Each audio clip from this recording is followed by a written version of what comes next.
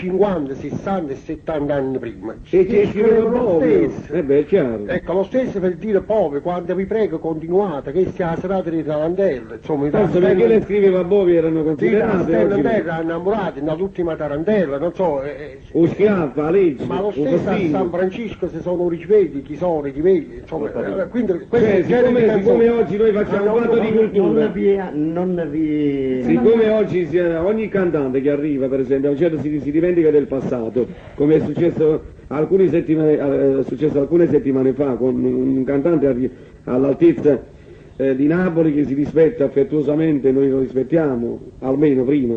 Comunque ogni qualvolta si va a fare o una conferenza stampa, oppure mi trovo io a Milano, o mi trovo, cioè un cantante del genere si trova magari con il pranzo, con il vestitino addosso, con il fracco, uno detesta ciò che ha fatto prima di questo grande successo, e incomincia a dire, sai, io faccio le villanelle, 2000 anni fa si scriveva così, allora tutti gli autori di oggi vanno via, i cantanti di oggi non sono niente più, quindi rimaniamo alle villanelle. E non credo perché ci sono autori, cantanti all'altezza di fare canzoni e mettere fuori artisti qualificati. Sì, però Mario, io penso che... E si dimenticano di una cosa, perché io non mi dimenticherò mai, io sto citando, quando il maestro Sciotti nel 1953-54 io vinsi con un presentimento e mi retta una fotografia scritta, potrei anche dimenticare sta cosa, oppure dimenticare un giorno che non ho mangiare perché non avevo i soldi, invece io lo dico, non mi interessa, ecco, bene, però... la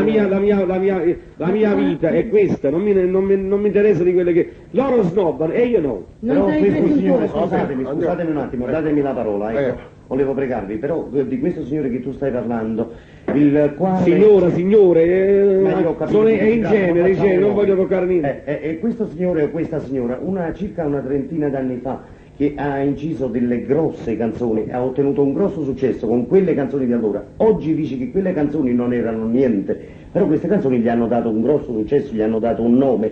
Oggi però questa persona vuole fare un nuovo discorso, cioè lui non... Allora di che voglio fare un nuovo discorso, esatto. Però devi citare quelle che ti ha dato del pane e ti ha fatto diventare quell'artista. Esatto. Ecco quello che dico io. E ci siamo dimenticati. Allora io dico quest'anno, caro Sciotti, non voglio fare la sceneggiata, non voglio fare questo, quest'anno sa che volevamo fare? Facciamo una bella tragedia, oppure facciamo uno spettacolo a Broadway, con ballerini e chi, insomma non so se rendono idea. Però non è che devi citare Sciotti, ma tu che schifo hai scritto l'anno passato, 2 anni fa, ma che se io mi vergogno di dirlo. Perché anche se fosse stato uno schifo ti ha dato un certo successo. E non è vero, perché ci sono i grandi successi di quell'epoca che stiamo parlando, di questo artista che parla sempre male di lasciamo perdere questo. Adesso veniamo al maestro Sciotti. Maestro Sciotti, voglio fare una domanda molto semplice. Ecco, lei scrive per tanti grossi interpreti della canzone napoletana. Sì. Ecco, ma se viene un artista giovane da lei, lei gli affida le sue canzoni? Sì, e perché no? Ecco, ma prima di affidargli delle canzoni, cioè ascolta questo cantante o gli dà le canzoni così? No. Ho bisogno sempre di ascoltarlo, prima di sentirlo. Quindi se lo ritiene forse valido, Alberto Sciotti lo fa. Se lo ritiene valido, lei ci dà la sua canzone e gli dà il modo di interpretarla. Ecco, volevo domandarvi ancora un'altra cosa, però se hai già scritto qualche canzone per te, quando vuoi. Io vi ringrazio, siete tanto buoni. Comunque volevo domandare una cosa. Vabbè, ma lui c'è un cantante, insomma, a prescindere da ogni cosa che siamo qua in casa tua, cioè tu c'hai un arco di vita, lui c'ha 15-16 anni di esperienza. Ma non lo fa vecchio, mo. Non ha avuto di successo, è uno che ha una certa esperienza, quindi non sei un novellino. Grazie. A lui manca quel pizzico di fortuna. Ecco, benissimo. Sentire queste parole da Mario Da Vinci e dal maestro Sciotti mi riempie di gioia. Comunque volevo dire questo, se il maestro Sciotti ha un bel brano nel cassetto, va bene?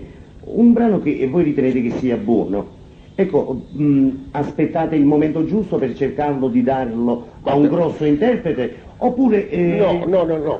Perché innanzitutto bisogna stabilire che ogni scarafone è bella la mamma sua, quindi tutto ciò che uno di noi scrive è bello, quindi non facciamo mai la distinzione chi sei più bello di chi è più bello di l'altro. Sì, possiamo avere la preferenza, perché io tengo c'è un indugito. c'è 4 figli, per esempio posso tenere la preferenza per uno o per l'altro, però alla fine sono sempre 4 figli suoi. Però noi lo sappiamo quello che va Però successo, c'è un caro fattore Giorgio. importante, che per esempio Mario da Vinci ha un modo di cantare e di esprimere, e allora bisogna adattare sia i versi che la musica su Mario da Vinci. Esatto. Non so, insomma Mario da Vinci non potremmo mai scrivere per dire Ciccio Formaggio, per dire, perché Mario da Vinci la canterà senz'altro, però non renderà al 100%. Ecco, questo è quello che io volevo domandare. Lei prima di scrivere un brano, prima di scrivere una poesia, quindi scrive questa poesia, questa canzone in base al cantante che deve interpretarla, o la scrive così e poi dopo trova l'interprete? Cioè, nel caso mio particolare, perché si scrivono le canzoni, ma nel caso mio particolare io scrivo esclusivamente sui cantanti, cioè Tony Silver per esempio, Sì.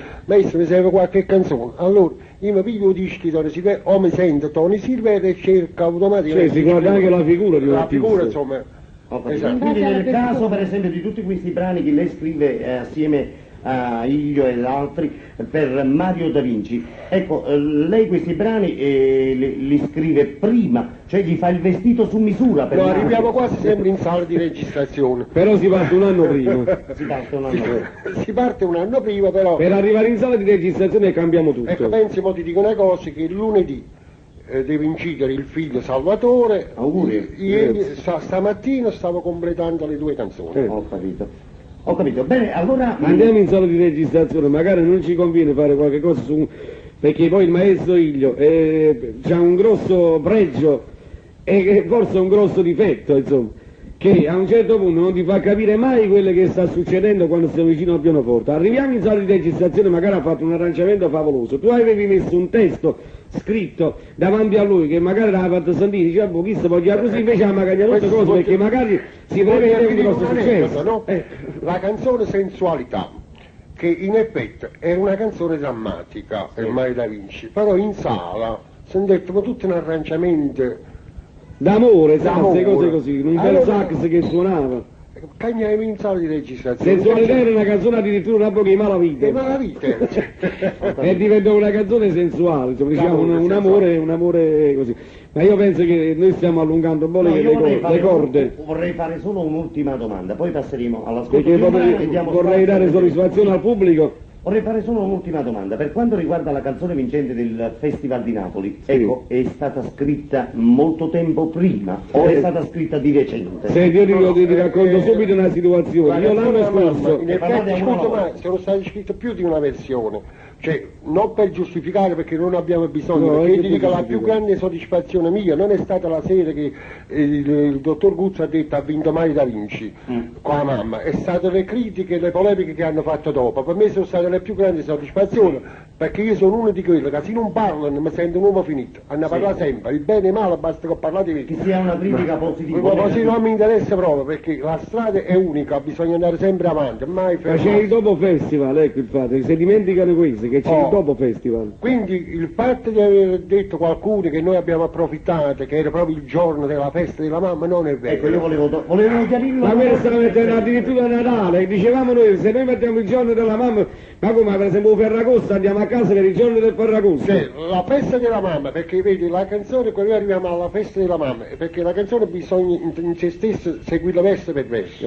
Cioè innanzitutto bisognerebbe che uno che è stato sempre a Napoli non può giudicarlo, c'è uno che è stato magari 10 giorni fuori da Napoli, lontano dalla propria famiglia, e allora incominciare a vedere che cosa si sente, perché io penso, io come autore, cioè, che in questo momento mi trovo a Radio Antenna Silver, però proprio in un 5 minuti ti sa mio figlio a scuola è capace. C'è la telepatia, ognuno di noi ha una Esatto, telepatia. quindi qualche cosa esiste. Mi è successo a me. Come per esempio i primi versi, come ti dicevo, c'è i quanta nebbia che ci sta, ma sembra strana, ma perché? La nebbia non potrebbe essere che a Milano si trovava la nebbia in quel momento, ma era la nebbia del cuore, la lontananza di che lui si trovava, perché io poi dico, a quanto tempo sto a Milano? Come uno sta a Milano, non sapeva a quanto tempo sta. Abbiamo citato a Milano come poteva essere Parigi o Londra o in America. Però scusatemi, però io noto nel brano che voi citate Milano, ma non per disprezzare Milano, No. ma l'ho citato in quanto questo ragazzo ma è io genitore a Ma Milano. io sono venuto a faticare, mi trovo bene io qui in mi città. trovo bene, Poi si perché- ferma ancora e dice, il cuore mio è napolitano. E tu Esatto. non posso stare, che già fammi, la Poi pure ci- a Napoli. Poi rivede la Perché sennò mamma come mangiava a e Napoli? dice, ma forse sta stranezza che io mi sento nel cuore, questa nebbia, è la voce di mia mamma.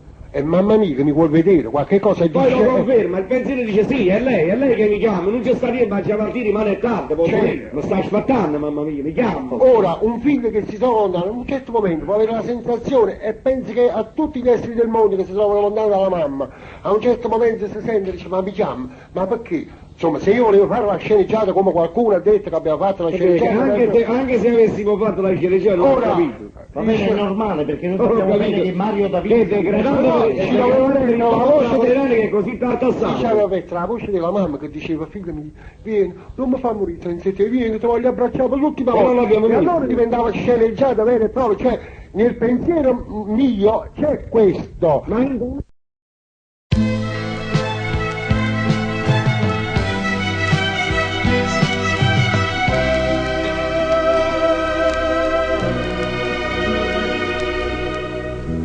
Ma quanta nebbia che c'è sta, ma sento strana, ma perché? A quanto tempo sto a Milano, e sono venuta a faticare, guadagno bene qui in città, ma cuore mio è napolitano. Stasera già telefona, ma che gli auguri già fa, dimani la festa della mamma. La voce sento chi sarà, e mamma mia che chiama me, e la voce sua che sta lontana. Ma chiama, non c'è sta tempo a chiamarti, dimani è tardi per morire, ma sta aspettando mamma mia. Ma chiama, perché la sai tant'anni fa, con bene sua chi mi porta, se non natura mamma mia.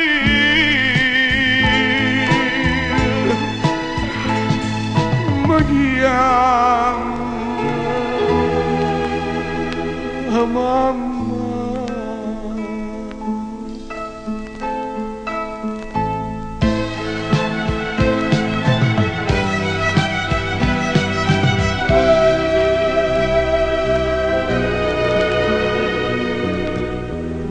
Come volevo tu mamma, io sono tornata a sta città, ma non torno mai più a Milano.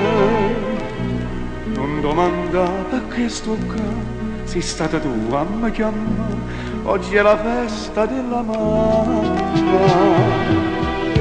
Oggi portato insieme a me, oh figlio mio, tu vuoi abbracciare, in cielo che vuoi bene assai. Sta voce tu, fammi sentire, tu questo figlio sai che sì, a primavera di coppo ti chiamo, ma tu non parla, ma perché? Chiamo risponde, ma mamma, rindasti in braccia d'abbandona.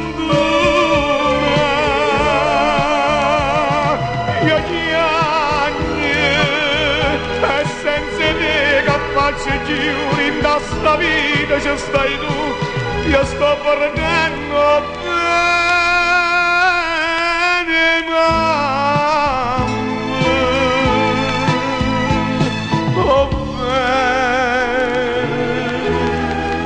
bene, mamma.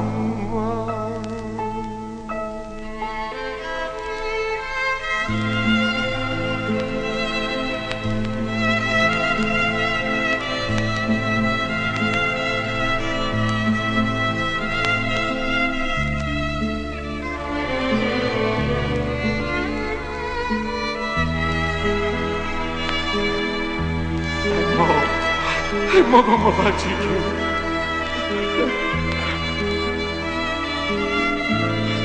Mamma!